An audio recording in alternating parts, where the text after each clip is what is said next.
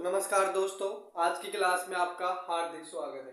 देखिए, जो last class में हमने है जो भैंस की जो सूरती नस्ल है उसके बारे में पढ़ा था, और आज की क्लास में हम है जो एक भैंस की नई नस्ल कौन सी है, जाफराबादी के बारे में पढ़ेंगे। जो भी चैनल पे नए हो फटाफट से चैनल को सब्सक्राइब करें, वीडियो को ज़्यादा से ज़्यादा शेयर करें। तो देखिए, जो कौन सी जाफराबादी जो नस्ल है भैंस की, वो कैसी है, भारी नस्ल है। पहली बात तो ये है। दूसरी, इस जो भैंस को किसके नाम से जानते हैं, मिनी एलिफेंट के नाम से जाने जाते हैं। देखिए, तो हम स्टार्ट करते हैं। तो आज की जो हमारी नस्ल है वो कौन सी है, जाफराबादी।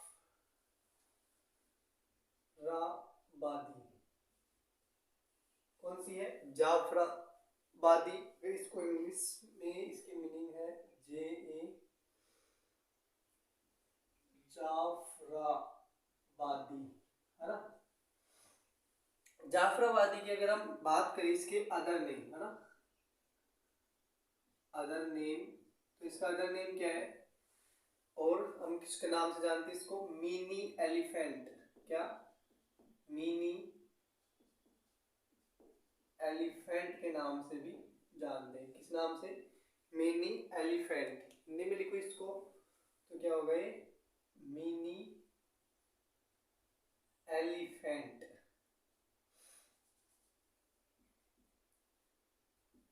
एलिफेंट के नाम से भी इसको जानते हैं। ठीक है। अगर हम दूसरा देखें कि इसका ओरिजिन पैलेस, है ना, ओरिजिन पैलेस या जो इसका उत्पत्ति स्थान है, तो ये कहाँ की नस्ल है, तो ये नस्ल है कहाँ की, गुजरात का जो गिर जंगल है, और जो काठियावाड़ है, और जो जाफराबाद क्षेत्र। क्या, के गुजरात के गिर जंगल, गुजरात के गिर जंगल व काठियावाड़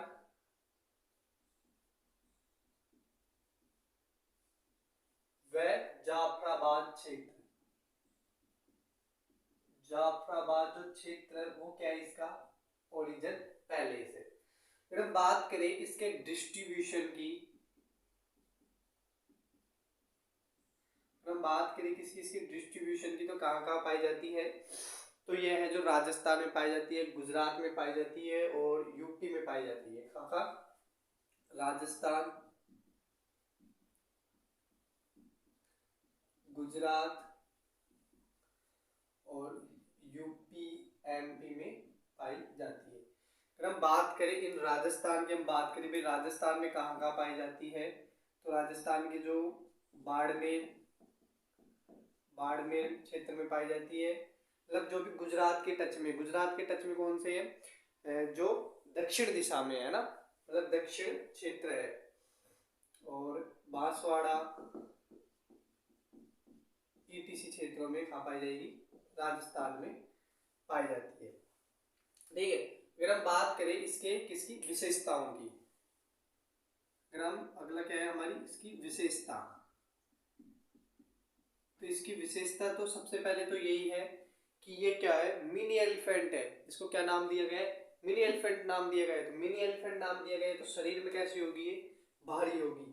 तो पशु का जो शरीर है, पशु का शरीर है जो कैसा होता है, भारी भरकम, भारी भरकम तथा लंबा होता है।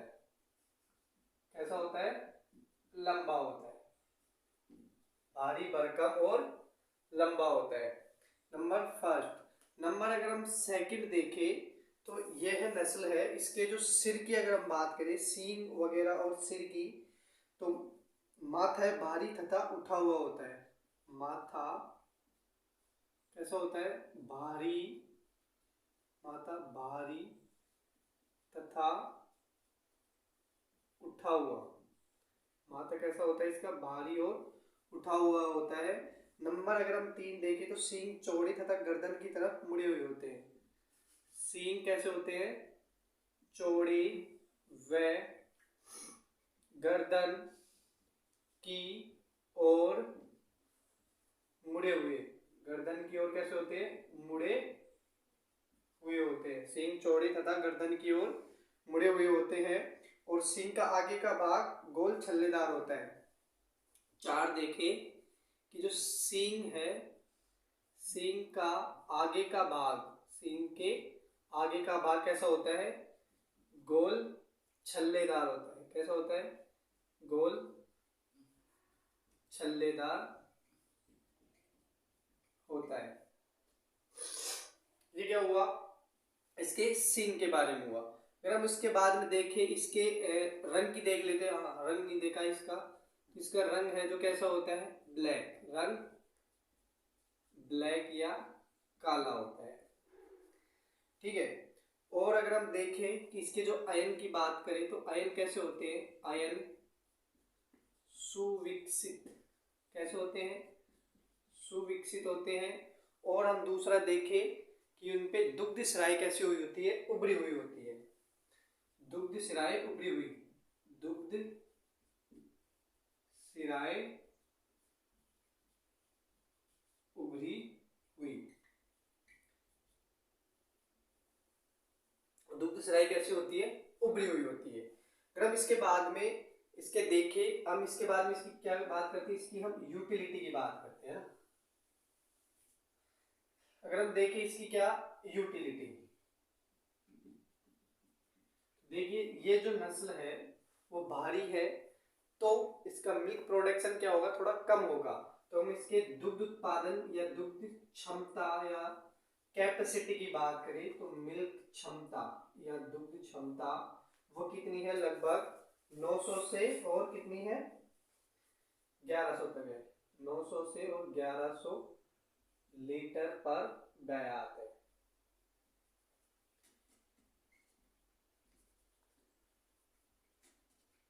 पर लैक्टेशन पीरियड या पर ब्यात है।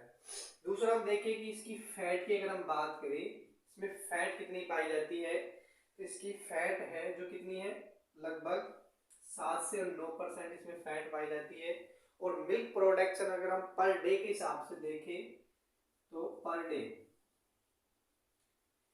मिल्क, पर डे के हिसाब से अगर हम इसका मिल्क देखें तो कितना है, 12 kg पर डे। ये क्या हुआ, इसका दुग्ध उत्पादन हुआ। अब आगे है कि इस जो नस्ल है उसको किस कार्य के लिए अधिकतर मतलब पालन करते हैं।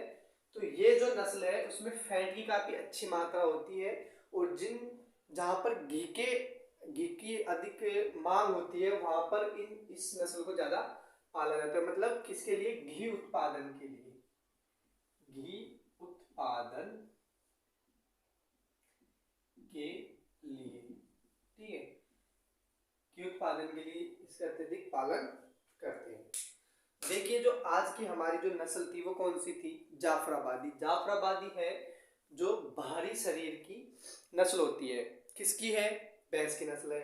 अगर हम इसका देखें कि इसका और इसको क्या बोलते हैं तो इसको क्या बोलते हैं, मिनी एलिफेंट नाम से भी जाने जाते हैं। ठीक है। और दूसरा देखें कि इसका हम ओरिजिन पैलेस या इसका अगर हम उत्पत्ति स्थान की बात करें तो इसका उत्पत्ति स्थान या ओरिजिन पैलेस क्या है, गुजरात का जो गिर जंगल है और जो काठियावाड़ जो क्षेत्र है और जाफराबाद जो क्षेत्र क्या है, इसका ओरिजिन पैलेस है, उत्पत्ति स्थान है। दूसरा देखिए कि अगर हम इसकी विशेषताओं की बात करें तो इसका जो कैसी है, शरीर में भारी है तो इसका शरीर कैसा होगा, भारी भरकम शरीर है और कैसा है, लंबा शरीर है।